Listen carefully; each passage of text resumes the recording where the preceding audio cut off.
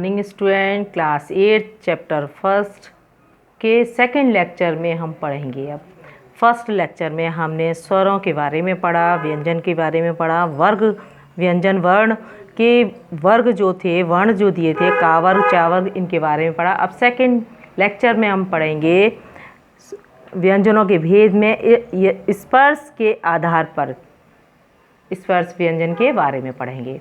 आइए, स्पर्श व्यंजन क्या है? स्पर्श व्यंजन जिस व्यंजन का उच्चारण करते हुए फेफड़ों से आने वाली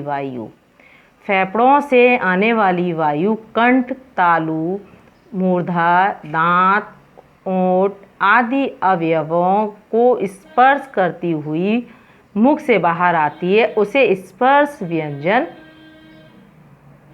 वो कहलाता है। कौन सा व्यंजन कहलाता है? स्पर्श व्यंजन कहलाता है। जो उच्चारण के व्यंजनों का जब हम उच्चारण करते हैं और उच्चारण करते समय जो वायु हमारी कंठ से, तालु से, मूर्धा से, दांत से, ओंठ से इसको स्पर्श करती हुई मुख से बाहर आती है, उसको कहते हैं स्पर्श व्यंजन। हिंदी वर्णमाला में 25 स्पर्श व्यंजन होते हैं। कितने व्यंजन होते हैं? स्पर्श व्यंजन 25 होते हैं। ये का वर्ग, चा वर्ग, टा वर्ग, ता वर्ग और पा वर्ग ये दिए हुए हैं। ये हमने अभी इससे पहले आपको फर्स्ट लेक्चर में का वर्ग और वर्गों के बारे में वर्ण में हमने आपको पढ़ के बताया था।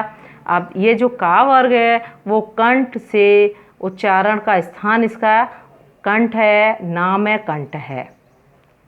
चा वर्ग है वो तालु से तालव्य। मूर्धा, टा वर्ग में मूर्धा, मूर्धन्य। और जो दांत से टच होकर बोलते हैं, स्पर्श करके बोलते हैं, उन्हें कहते हैं दंत है। ओंठ से ओष्ठ है। पा वर्ग जो बोलते हैं, पा, फा, बा, भा, भा, मा, ये ओठ से स्पर्श करते हुए बोलते हैं, तो इनको कहते हैं ओष्ठ है। अब खा वाला पढ़ेंगे हम। आइए समझते हैं। खा है हमारा उत्क्षेप व्यंजन जिस व्यंजन का उच्चारण करते समय वायु जीभ से टकराकर वापस आती है। जिस व्यंजन का उच्चारण यदि हम कर रहे हैं और वायु जीभ से टकराकर फिर वापस आई, फिर बाहर निकलती है, उसे उत्क्षेप व्यंजन कहते हैं। उत्क्षेप व्यंजनों का उच्चारण स्थान मूर्धा है। हिंदी वर्णमाला में ण, औड़ा, ढा उत्क्षेप व्यंजन है। गा है अंत्यस्थ व्यंजन। गा वाला है बेटा अंत्यस्थ व्यंजन। जिस व्यंजन का उच्चारण स्वर और व्यंजन के बीच का सा होता है, उसे अंत्यस्थ व्यंजन कहते हैं। इन व्यंजनों का उच्चारण करते समय जीभ मुंह के किसी भी भाग को स्पर्श नहीं करती है। हिंदी वर्णमाला में या, रा, ला, वा अंत्यस्थ व्यंजन है।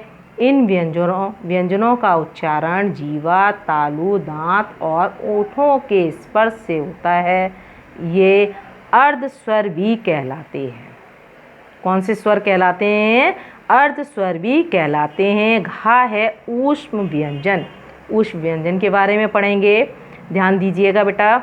जिस व्यंजन का उच्चारण करते समय वायु मुख से रगड़ खाती हुई बाहर आती है। एक बार फिर से देखिएगा। जिन व्यंजनों का उच्चारण करते समय वायु मुख से रगड़कर बाहर आती है और ऊष्मा उत्पन्न करती है, उसे ऊष्म व्यंजन कहलाती है। ऊष्म व्यंजन कौन कौन से हैं? हिंदी वर्णमाला में कौन कौन से वर्ण हैं? शा, सा, सा, हा, ये ऊष्म व्यंजन हैं। इन्हें संघर्षी व्यंजन भी कहते हैं।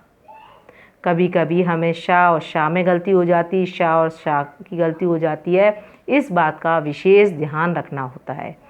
सेकंड है श्वास के आधार पर व्यंजनों के भेद। इसके श्वास के आधार पर दो भेद होते हैं व्यंजनों के, अल्प प्राण व्यंजन और महाप्राण व्यंजन। अब हम अल्प प्राण व्यंजन के बारे में पढ़ेंगे। अल्प प्राण व्यंजन क्या है? जिस व्यंजन के उच्चारण में श्वास की मात्रा होती है उसे अल्प प्राण व्यंजन कहते हैं। प्रत्येक व्यंजन वर्ग का पहला, तीसरा और पांचवा वर्ण अंतःस्थ और ऊष्म हा को छोड़कर व्यंजन अल्प प्राण व्यंजन होते हैं।